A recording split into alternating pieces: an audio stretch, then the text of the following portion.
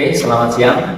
Bertemu kembali dengan saluran channel YouTube SDN 3 Pacitan. Siang ini kita kedatangan tamu spesial, yaitu dengan Bapak Supriyanto. Ya Pak, Supriyanto ya?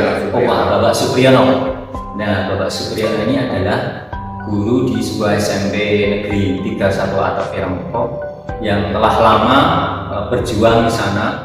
Nah, banyak kisah-kisah inspiratif yang bisa kita ambil dari beliau. Ya, sebelumnya kita kenalan dulu dengan Bapak Supri. Monggo Pak Supri, perkenalan dulu. Terima kasih Pak Gunawan yang boleh memberikan waktu kepada saya untuk kenalan pada siang hari ini. Semoga perkenalan saya hari ini lanjut ke hari-hari berikutnya, sehingga pada kesempatan-kesempatan lain kita boleh bersama kembali. Baik Pak Gun, pada kesempatan saya hari ini saya ingin memperkenalkan diri. Saya adalah seorang yang berasal dari kota yang sangat pelosok sekali, yaitu di Kota Batuwarno, mana saya dibesarkan di kota kecil yaitu yang bernama Desa Kudi. Desa Kudi adalah desa yang berbatasan dengan Kecamatan Tirtomoyo. Hingga dari segi tempat memang saya berasal dari orang desa, di mana kebetulan saya selama bertahun-tahun berkecimpung dengan masyarakat yang hidup di pedesaan, sama seperti saat saya bekerja di SMP Negeri 31 Atap Ireng-Moko ini. Sehingga saya tidak gentar, tidak merasa susah berada di SMP Negeri 3 Ireng-Moko ini. Iya Pak Supri ya. Sebelum kita melangkah jauh ke pengalaman panjenengan, ya sebelum menjadi guru itu, panjenengan itu inspirasinya dari dalam hati sendiri, misalnya saya kudu jadi guru, atau ada dorongan dari teman atau dari orang tua? Ya. Dorongan yang paling kuat dari saya pada saat itu, kenapa saya memilih menjadi guru, yaitu dari saudara-saudara saya. Kebetulan saya anak terakhir dari 6 bersaudara, dan kakak saya sudah menjadi seorang guru, sehingga mendorong saya untuk mencontoh dari sosok figur kakak saya untuk sekolah di pendidikan guru. Pada saat itu saya kuliah di IKIP Negeri Malang tahun 93. Saat itu saya diterima lewat Sipen Maru. Pada saat itu saya diterima di Malang, sehingga walaupun saya berasal dari anak desa, pada saat itu saya dengan pengalaman dan hal yang saya miliki, saya harus berjuang di Kota Malang, di mana yang merupakan provinsi yang berdekatan dengan Jawa Tengah. Itu Mas. Iya, iya, itu sekilas ya. Terus pertama kali ya panjenengan itu menjadi ASN di negeri ya. Iya. Itu tahun berapa? Terus apa ya? Jeripayah panjenengan untuk mendapatkan gelar sebagai ASN itu bagaimana prosesnya? Terima kasih Mas Gun. Pada saat itu saya bekerja setelah lulus, mendapatkan kesempatan bekerja melamar di sebuah SMP swasta yayasan, yaitu Yayasan Kanisius, di mana pada saat itu saya sebagai pekerja yayasan tentunya saya termotivasi sekali, karena kita sadar bahwasanya bekerja di yayasan itu tantangannya tidak mudah, hingga kita harus katakanlah dengan sekuat tenaga dan kemampuan yang saya miliki, saya berusaha semaksimal mungkin untuk memajukan diri saya. Dalam artian pada saat itu Bapak Kepala Sekolah juga sudah DPK, Kepala Sekolah Negeri, tetapi ditempatkan di sebuah yayasan, sehingga mendorong saya pada saat itu tahun 99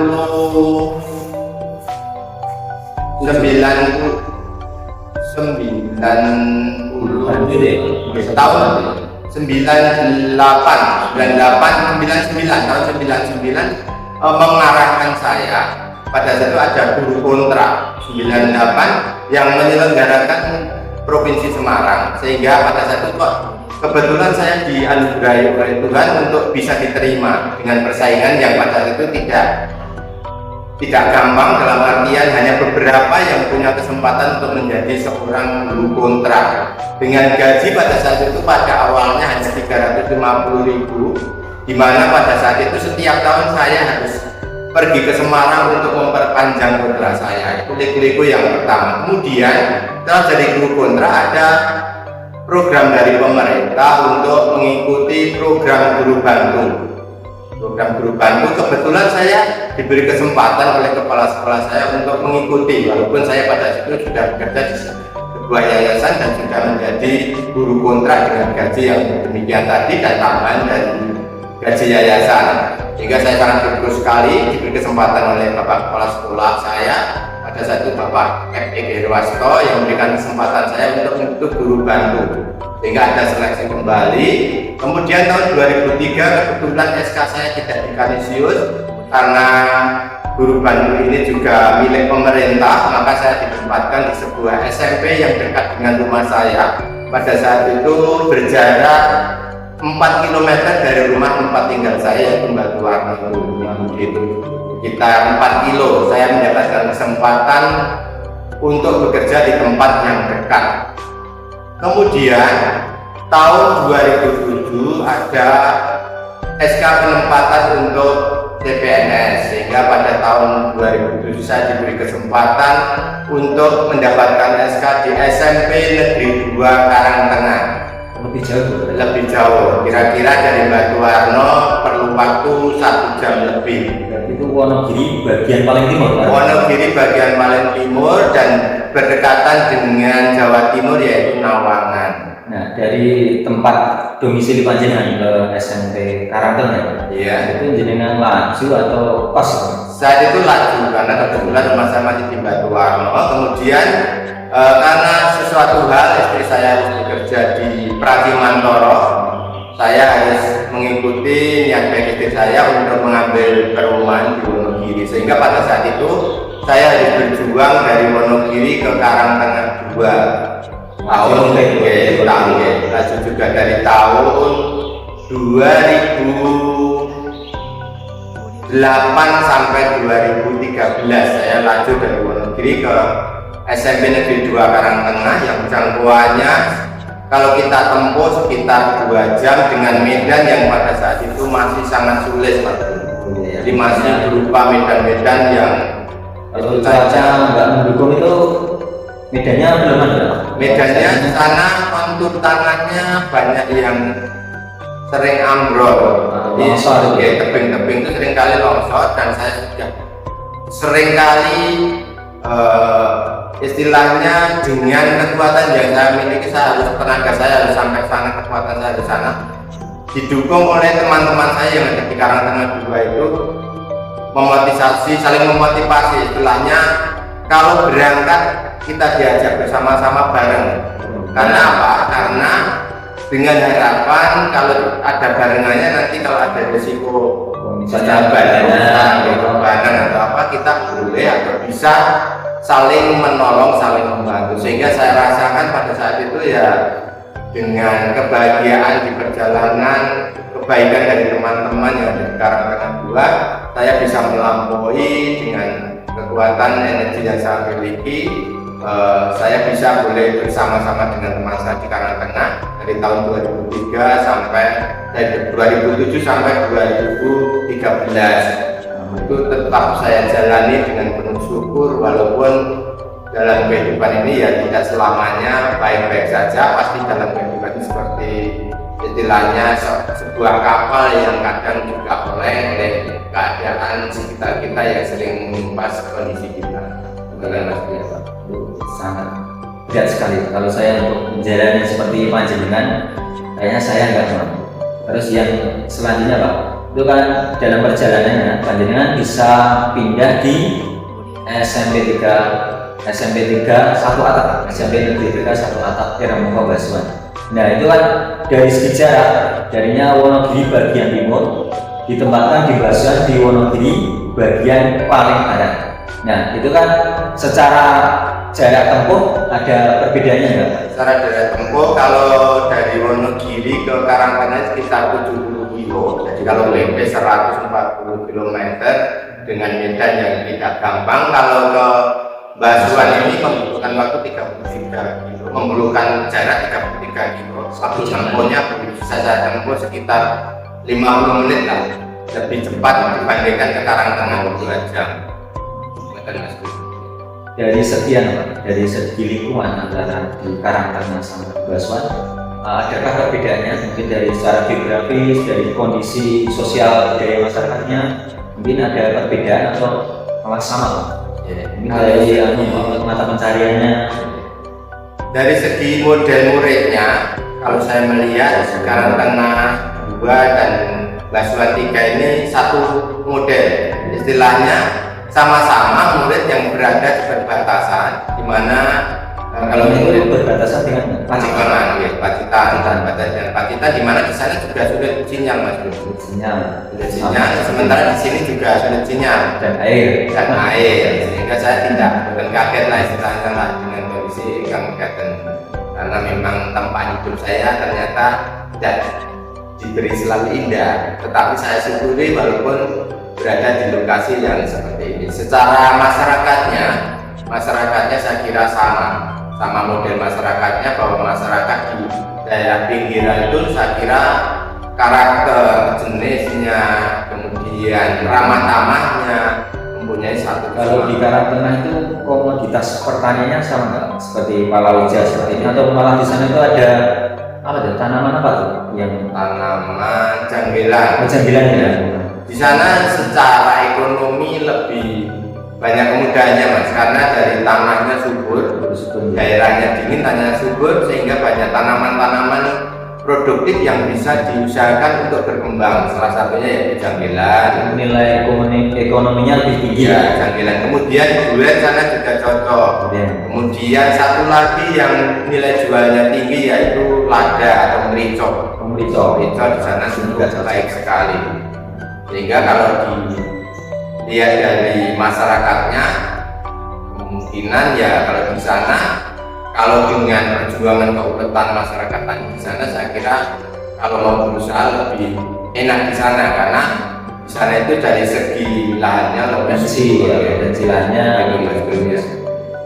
Oh ya Pak, selama jenengan mengabdi sebagai ASN di Karang Tengah, selama di mana di Basuhan, itu kan ada pesan dan pesan bisa apa itu yang bisa jenengan menjadi semangat untuk bekerja sebagai ASN. Apa lingkungannya di Basuhan ini lebih sangat mendukung untuk jenengan mengembangkan potensi panjenengan? Pak Supri masa kerjanya masih berapa tahun? Masih 10 tahun. 10 tahun. Tanggal 27 nanti ulang tahun yang ke-50. Jadi nanti saya masih punya kesempatan untuk boleh bekerja secara kedinasan sekitar 10 tahun. Yang kalau cinta ini ya nggak terlalu lama, kalau dilakukan nanti cukup bisa sempurna. Nah itu tadi pertanyaan saya, di SMP kita sekarang ya, jenengan hal yang jenengan paling berkesan dari lingkungan SMP 3 Basuhan ini apa? Ya, yang paling berkesan dari awal saya masuk di sini, saya sudah merasakan kehangatan dari saudara-saudara kita yang ada di sini, Bapak Ibu guru, serta keluarga, anak-anak yang ada di sini, memberi kenyamanan kepada saya, sehingga kalau saya rasakan bahwa ternyata bekerja itu tidak semata-mata hanya uang, sehingga kalau kita bekerja itu ya kenyamanan diri, kemudian niat kita untuk bekerja itu untuk apa? Niat kita bekerja itu ternyata kalau Tuhan menghendaki kita bekerja untuk mereka itu dalam artian kita mendidik anak-anak itu tidak hanya yang tujuan kita pandai saja, tetapi saya berusaha untuk memberikan sesuatu yang bisa memberikan anak-anak itu menjadi baik, bukan semata-mata materi, tidak semata-mata hanya materi saja, sehingga mendorong saya untuk setiap pagi selalu diingatkan istri saya, kerja harus semangat, bahwa kita itu diberi kepercayaan untuk mendidik anak-anak, walaupun anak-anak berada di mana tempatnya di desa, istri saya selalu mengingatkan saling bersumpah.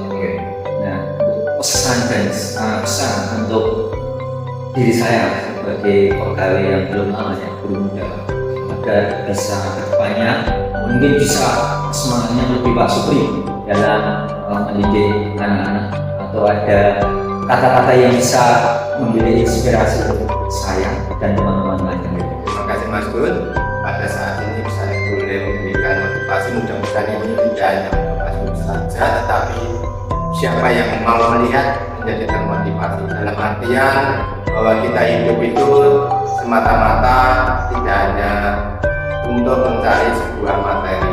Ternyata dalam hidup itu untuk kebahagiaan, kemudian untuk mencari kebahagiaan ini tentunya harus didukung dengan hal-hal yang positif dulu dalam pikiran kita. Sehingga saya juga berharap untuk Mas Gun, yang saya melihat Mas Gun ini potensinya luar biasa, masih muda, kemudian harapan saya semoga Mas Gun bisa memotivasi Bapak Ibu yang lainnya merasakan bahwa hidup ini tidak semata-mata hanya untuk mencari uang, tetapi untuk kebersamaan, kebahagiaan, bahwa orang-orang atau anak-anak yang berada di sekitar kita itu butuh kita, butuh pendampingan kita. Lebih masyarakat yang berada di pelosok dan desa ini juga anak-anak kita yang harus senantiasa kita dampingi, kita bina, kemudian tentunya dengan semangat yang kita miliki diiringi dengan doa, pasti Tuhan akan mengabulkan apa yang kita kehendaki, Mas. Mungkin saya akan sedikit menambah ya. Tadi kan kita harus bekerja sesuai dengan ya, semangat kita. Tapi yang lebih penting itu memuliakan tempat kita bekerja. Itu kata-kata filosofi biasanya. Jadi kita itu bekerja di tempat kita itu kan mencari rezeki. Rezeki itu kita hisap untuk anak cucu kita, anak istri kita. Nah, insya Allah kalau kita memuliakan tempat kita bekerja, nanti rezeki itu akan barokah. Barokah itu bagaimana? Barokah itu enggak selalu harus materinya banyak.